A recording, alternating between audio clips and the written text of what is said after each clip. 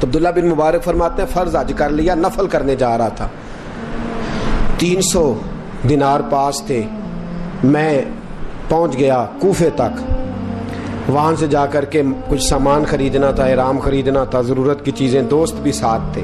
کہتے ہیں یار میرے جلدی تھک گئے, خریداری کر کے وہ چلے گئے, میں شام تک رکا, بڑا تھک گیا تو سوچا اتنی لمبی چوڑی خریداری کی ہے تو جھیل تھی پاس, میں نے کہا وہاں جا کے ذرا ٹھنڈی ہوا لیتا ہوں. کہتے میں اس طرف گیا, رات کا اندھیرا تھا, مری ہوئی بھینس پڑی تھی, یہ کچھ 700-800 سال پہلے کی بات عرض کر رہا ہوں.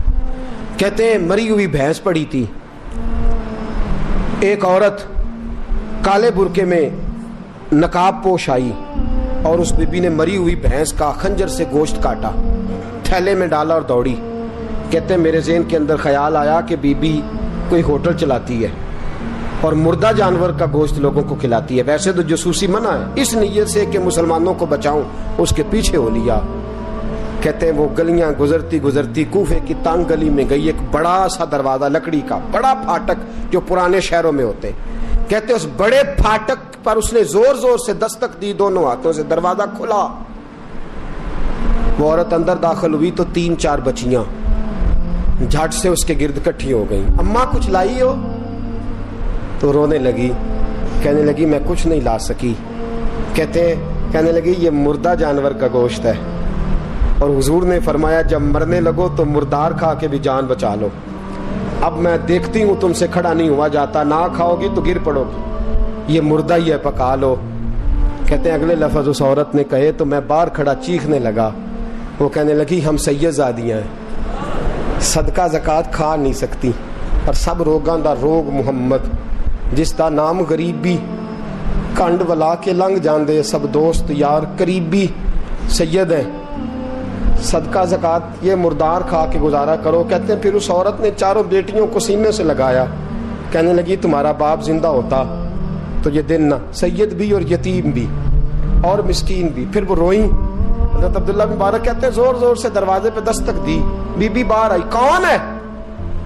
تو میں نے کہا میں عبداللہ بن مبارک ہوں, محدث ہوں, زمانہ مجھے جانتا ہے, میرے شاگردوں کی لسٹ بڑی لمبی ہے. کہنے لگی اچھا تو؟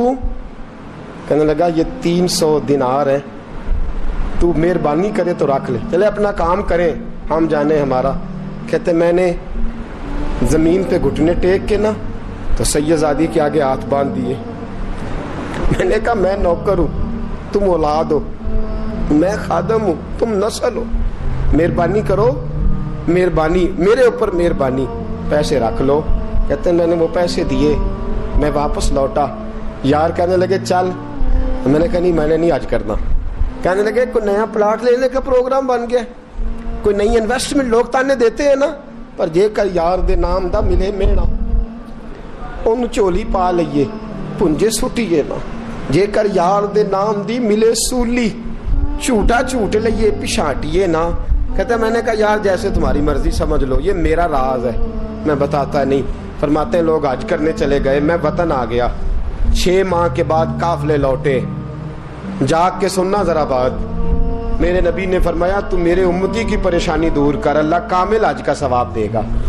فرمایا میرے حبیب علیہ السلام کی امتی حضرت عبداللہ بن مبارک فرماتے میں آیا حج کر کے, حاجی آئے تو میں بڑی حسرت کے ساتھ, میں گھر میں روتا تھا, سوچتا تھا آج وہ مینا میں ہوں گے, آج وہ مزدلفہ عرفات میں ہوں گے, آج وہ لوگ جمرات کی رمی کر رہے ہوں گے. میں تڑپ کے سوچتا تھا آج در رسول کی حاضری دے رہے ہوں گے. کہتے میں روتا تھا. جب حاجی لوٹے 6 ماہ کے بعد تو حاضری دینے گیا, ملنے گیا, پہلا دروازہ کھولا حاجی صاحب نے, میں نے کہا مبارک ہو. کہتے ہیں میں نے مبارک دی, ذرا سنیے گا.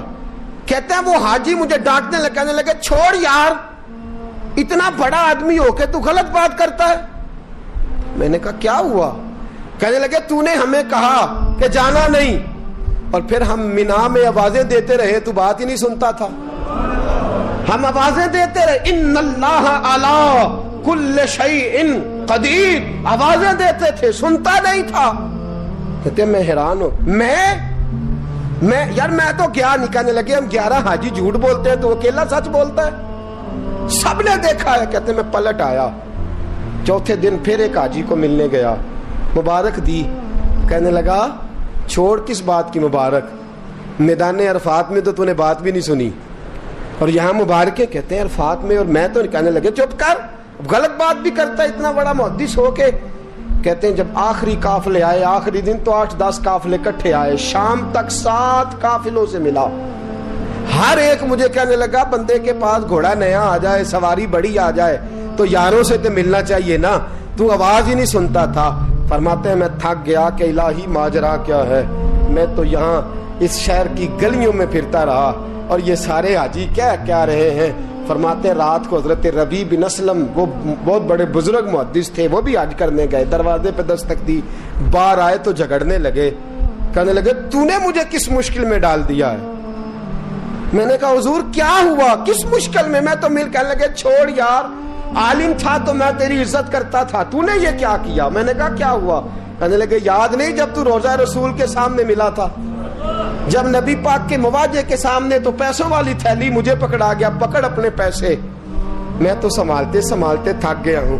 कहते हैं यूं सीने से पैसे लगाए, घर आया, इशा पड़ी तो सो गया। मैंने कहा या अल्लाह उकदा खोल दे। रात गहरी हुई, मेरे घर की दीवारें चमकने लगी, नूर फैलने लगा, खुशबू ही खुशबू पूरे शहर को मुअत्तर करने लगी। कहते हैं मैंने आंख झपकी तो सामने अल्लाह के रसूल तशरीफ फरमा, सामने महबूब तशरीफ फरमा है। ख्वाब मेरी विच आया माही, मैं ओदे गल विच पा लईयां बावां, फिर डर दी मारी अख भी न खोलां, किते फिर विछड़ ना जावां। फरमाते मैं महबूब पाक की जियारत की तो नबी पाक अलैहिस्सलाम का दीदार करके फूट फूट के रोया। अब मेरा दिल था हुजूर बोले कोई बात करे, महबूब बोले लब खोले। फरमाया क्या। हुजूर ने फरमाया मैं तुझे कितने और गवाह भेजूं कि तेरा हज हो गया है, मैं कितने गवाह भेजूं कि हज तेरा बेपरवाही वेख सज्जन दी, जिथे किसे दी पेश ना जावे उन्हें ताजा वाले दर दर रोले, मंगते हैं तख्त बिठावे, आजम किसे नु कारा मिल दई, किसे नु कारा, किसे नु कारा मिल दई, कोई काबे हो खाली आवे। फरमाया कितने गवाह भेजूं कि हज हो गया। मेरे हबीब ने फरमाया उठ के थैली खोल के गेल ले, तूने 300 दिनार दिए थे, मैंने 600 करके वापस किए। फरमाया किन। हजरत अब्दुल्ला बिन मुबारक ने 60 हज फरमाए, उसके बाद कितने हज किए, एक फर्ज किया हुआ था 61 हो गए। फरमाते मैं बार बार गया और जब बुलाया सरकार ने खुद ही इंतजाम हो गए। फरमाते हैं बार बार मेरे हबीब ने फरमाया तू आ चाहे ना आ, रब ने तेरे नाम का फरिश्ता बना दिया है जो कयामत तक तेरी तरफ से हज करता रहेगा, कयामत तक तेरी तरफ से मिना मुजदलफा अरफात जबले रहमत पे आता रहेगा, मेरी बारगाह में दुरूद पढ़ता रहेगा, हज फरिश्ता करेगा, सवाब अल्लाह तेरे नामा अमाल में लिखेगा। मेरे दोस्तों मेरे नबी ने फरमाया मेरे उम्मती की एक परेशानी दूर कर, अल्लाह कबूल हज का सवाब अता फरमाएगा। गरीबों का हज है कि नहीं, बोले इशराक चाश्त पढ़ हज है, दो लोगों की सुलह करा हज है, उलमा की नौकरी कर, एक एक दफा 70-70 हज तुझे मिलेंगे। और मेरे रसूल पाक सल्लल्लाहु अलैहि वसल्लम ने फरमाया सौखा हज है, सामने अब्बा जी है, सामने अम्मा जी है, बार बार प्यार से देख, बार बार हज कर, बार बार प्यार से देख और किसी गरीब की मदद कर दे, सड़क पार करा दे, मेडिकल स्टोर से दवाई ला दे, किसी की नौकरी कर दे, बच्चा घर में नहीं अब्बा जी बीमार हो गए, जा भाग के तू चचा को छोड़ा डॉक्टर तक, तू नेकी कर, अल्लाह तुझे पूरे हज का सवाब अता फरमाएगा। हज बड़े हैं, करने की तैयारी करो, हज का बड़ा मौका हमें मुयस्सर आता है, बस प्रोग्राम बनाऊं। सही मुस्लिम की हदीस, किताब का नाम क्या है, और बड़ी मजबूत हदीस मेरे नबी पाक सल्लल्लाहु अलैहि वसल्लम फरमाते हैं कुछ लोगों को अल्लाह कयामत में खड़ा करेगा और खड़ा करके फरमाएगा चलो जन्नत में जाओ।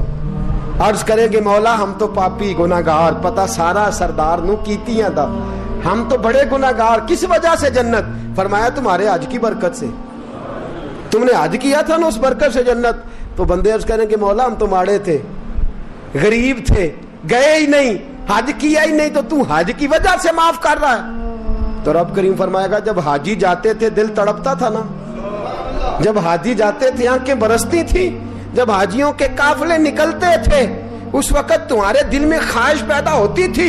فرمایا تم تڑپا کرتے تھے، میں نے تڑپ پر ہی تمہیں حج کا ثواب دیا، اور خالی ثواب نہیں دیا، اس حج کی برکت سے آج جنت بھی عطا فرما رہا ہوں۔